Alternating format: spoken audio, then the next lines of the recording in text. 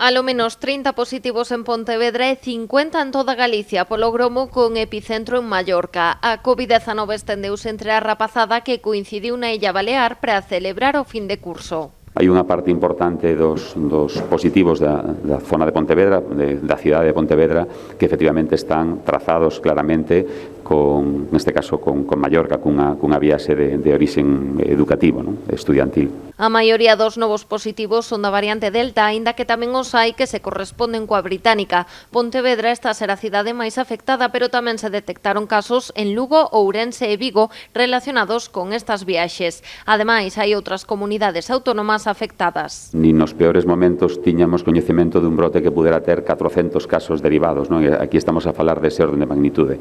En Galicia, concretamente, asociados en principio a unha estancia en Mallorca, estamos falando no orden de 50 casos ahora mesmo.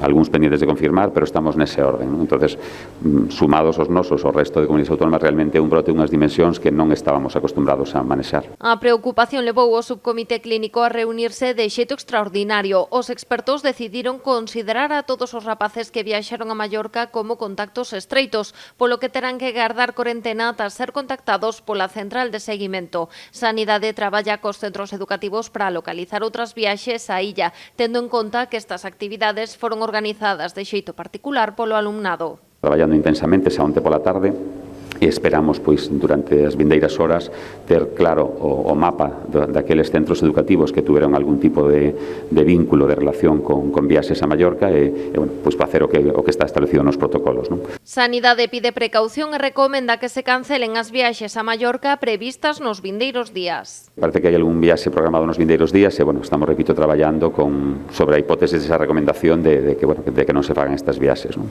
Dende o mércores, o Servizo Galego de Saúde está a realizar un cribado para 510 alumnos de segundo de bacharelato dos centros Sánchez Cantón, Sagrado Corazón e Xunqueira 1 e 2 de Pontevedra e do SEC Atlántico en Poio.